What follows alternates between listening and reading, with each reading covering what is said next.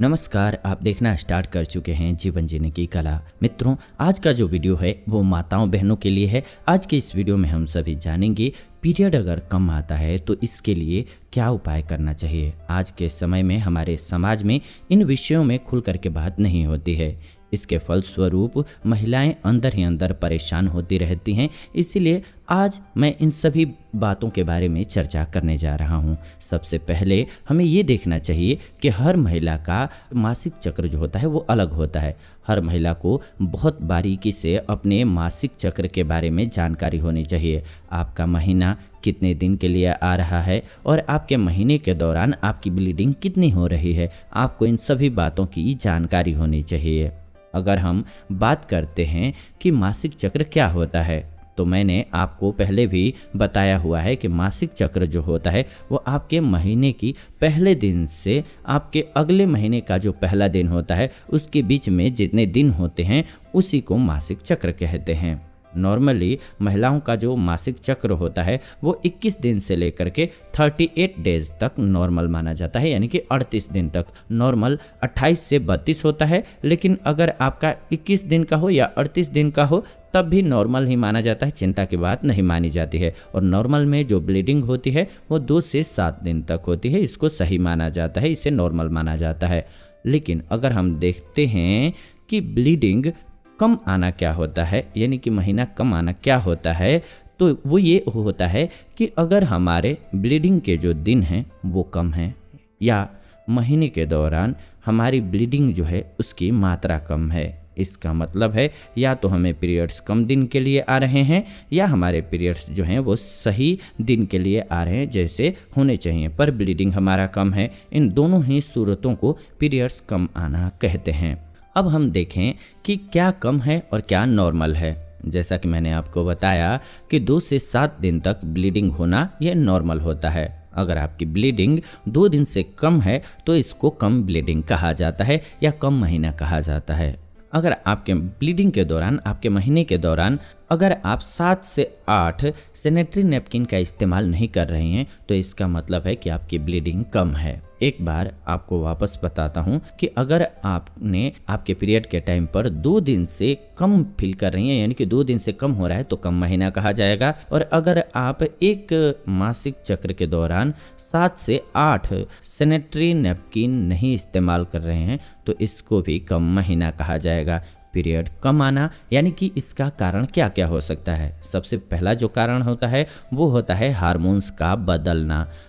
Hormones का बदलाव कब ज़्यादा होता है? अगर आपकी उम्र 12 से 14 साल है, कुछ ही समय हुआ है कि आपके पीरियड स्टार्ट हुए हैं, तो आपके पीरियड्स कम आ सकते हैं। अगर आपकी उम्र 45 से 55 साल के बीच में है और आपके पीरियड्स जो हैं बंद होने वाले हैं, मोनोपाज आने वाला है, तो इस समय भी पीरियड कम हो सकता है। अगर आपने हाल ही में कुछ समय पहले ही एकदम से वजन बढ़ा लिया है, ज़्यादा हो गया है आपका वजन या फिर आपका वजन बहुत कम हो गया है, तो इस सूरत में आप में हार्मोन्स का बदलाव होगा और पीरियड्स कम आएंगे। कई बार ऐसा होता है कि बहुत ज़्यादा आप डाइटिंग कर लें, आपका वजन बहुत ज़्यादा यानी कि 5-7 kg कम हो जाए, तो इस स्थिति में भी पीरियड्स कम हो सकते हैं। कई बार ऐसा भी होता है कि आपने बहुत जल्दी वजन बढ़ा लिया हो, तब भी आपके पीरियड्स जो हैं वो कम हो सकते हैं। ये भी हो सकता है उस स्थिति में कि आपने बहुत ज़्यादा एक्सरसाइज किया हो सकता है कि आपने स्विमिंग किया हो, या हो सकता है आप एथलीट हैं, बहुत ज़्यादा भाग रहे हैं, एक्सरसाइज कर रहे हैं, तो इस समय में भी आपका पीरियड कम हो सकता है। पीरियड कम तभी होता है जब अगर आप शिशु को जन्म दिया हो, यानी कि आपको बेबी हुआ है और बच्चे को स्तनपान करा रहे हों, तब भी आपको पीरियड कम आने की समस्या हो सकती है। और ऐसा भी हो सकता है कि पीरियड ना आए। इसके अलावा कई महिलाओं को पीरियड तब भी कम आता है जब गर्भ निरोधक पिल्स का इस्तेमाल करते हैं या किसी भी प्रक्रिया को अपनाते हैं, गर्भ निरोधक गोली लेते हैं या फिर गर्भ निरोधक इंजेक्शन लेते हैं, तो इन स्थिति में आपका पीरियड कम आ सकता है। पीरियड कम आने का एक और बड़ा कारण होता है और वो होता है थायराइड। थायराइड की परेशानी हमारे हार्मोन्स को बदल देती है। हमारे शरीर में हार्मोन्स बदलता है तो पीरियड कम हो सकता है। इसीलिए हमेशा हमें इस पर भी ध्यान देना चाहिए। जो हमारा वज़न है वो हमेशा बैलेंस रहे। कुछ महीनों से अगर बढ़ रहा है तो हमें उस पर ध्यान देना चाहिए। थायराइड का संकेत भी मानना चाहिए। थायराइड के लिए हमने इस चैनल पे वीडियो बनाया हुआ है, आप उसे भी जरूर देखिए। हम आगे ही लेकर के आने वाले हैं एक और वीडियो जिसमें कि आपको पूर्णतः ये बताएंगे कि थायराइड में क्या खाना चाहिए और क्या नहीं खाना चाहिए। मस्ट इंपॉर्टेंट है, जरूर देखिएगा वो वीडियो। और या फिर पहले भी हमने बनाए हुए हैं इस पर वीडियो, जरूर देखिए कि थायराइड को कैसे खत्म कर सकते हैं, क्योंकि ये बहुत ही ध्यान देने वाली बात है किसी के भी शरीर में। अगर थायराइड बैलेंस नहीं रहेगा तो हार्मोन्स समझिए आपके बॉडी में बैलेंस नहीं है, और हार्मोन्स बैलेंस नहीं होगा तो आपको पीरियड की भी प्रॉब्लम होगी और थायराइड की भी प्रॉब्लम होगी। थायराइड का एक और कारण होता है पॉलीसिस्टिक ओवेरियन डिजीज यानी कि पीसीओडी। बहुत सी महिलाएं इसके बारे में नहीं जानते हैं, तो इसके लिए भी हमने इस चैनल पर वीडियो बनाया हुआ है। अगर आप ध्यान दें तो कई महिलाओं का पीरियड जो है वो कम आना स्टार्ट हो जाता है। जैसे कि कुछ महीने पहले मान लीजिए आपका पीरियड सही आता था, या फिर कुछ महीनों से आप देख रहे हैं कि आपके पीरियड में ब्लीडिंग कम हो रही है और कम दिनों के लिए भी आ रहा है। इसके साथ अगर आपका वजन बढ़ रहा है, आपके शरीर पे बाल आ रहे हों, यानी कि हार्मोन्स की वजह से जिस अंग पर आपके जैसे कि चेहरे पर बाल नहीं थे और आपके चेहरे पर बाल आ रहे हों, मुहासे आ रहे हों, आपके बाल गिर रहे हों, तो ये सारी चीज़ें पॉलीसिस्टिक ओवेरियन डिजीज़ के संकेत होते हैं। हमें इसके बारे में जानना बहुत ज़रूरी है, क्योंकि इसमें भी हमारे पीरियड्स कम हो जाते हैं।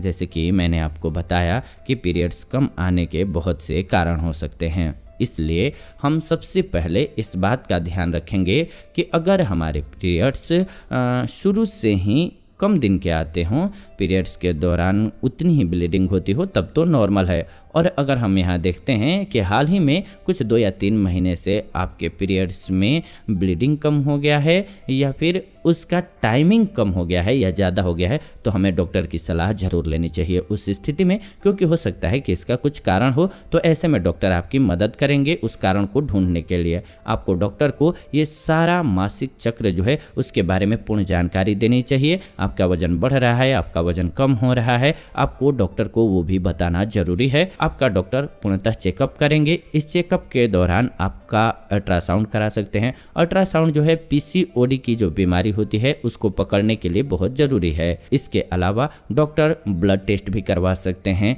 जैसे कि हो सकता है कि आपका थायराइड टेस्ट करवाएं। कई डॉक्टर आपके सीरम लैक्टेज का टेस्ट करा सकते हैं। ये सभी हार्मोन्स के लेवल को जानने के लिए टेस्ट किया जाता है। डॉक्टर को ये जानने में मदद मिल जाती है कि आपके पीरियड्स जो हैं वह आपके कम क्यों आ रहे हैं। जब भी डॉक्टर को कारण मिल जाता है कि आपके पीरियड कम क्यों आ रहे हैं, तब आपको कुछ हार्मोन्स के टैबलेट देंगे जो कि आपके हार्मोन्स के बैलेंस में बहुत काम आएंगे। हो सकता है आपको 3 महीने के लिए दिया जाए। आपके प्रॉब्लम के अकॉर्डिंग आपको 3 महीने का दवा चलाया जा सकता है, या फिर 6 महीने की भी दवा चलाई जा सकती है हार्मोन्स को बैलेंस करने के लिए। इन हार्मोन्स की टैबलेट को खाते हैं तो जो आपके अंदर हार्मोन्स का इम्बैलेंस हो रहा है वो ठीक हो जाता है। और अगर आप खाने पीने के द्वारा हार्मोन्स को इम्बैलेंस जो हो गया है ठीक करना चाहते हैं तो वो भी कर सकते हैं। हमने इस चैनल पे बताया हुआ है कि हार्मोन्स को बॉडी में कैसे बैलेंस रहें, कौन से वो फूड्स हैं जिनका सेवन करें, तो वो एपिसोड जरूर देखें, क्योंकि उसको इसमें एक्सप्लेन करेंगे। वीडियो बहुत ज़्यादा लंबी हो जाएगी, आप देख भी नहीं पाएंगे, तो इसीलिए एक वीडियो में सब कुछ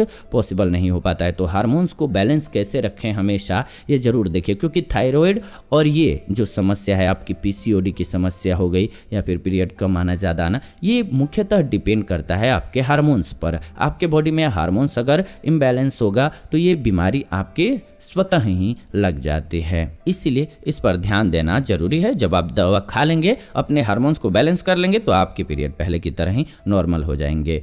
डॉक्टर आपको आपकी जीवन शैली को बदलने की सलाह देते हैं। इसीलिए जीवन शैली को बदलने का मतलब जो होता है वो आपको मेन होता है कि आपको अपने वजन को कंट्रोल में रखना है, दिनचर्या सही करना है। सुबह में 4 बजे तक जगने की आदत डालिए, रात में देर रात तक जगे मत रहिए, खान पान सही करके रखिए।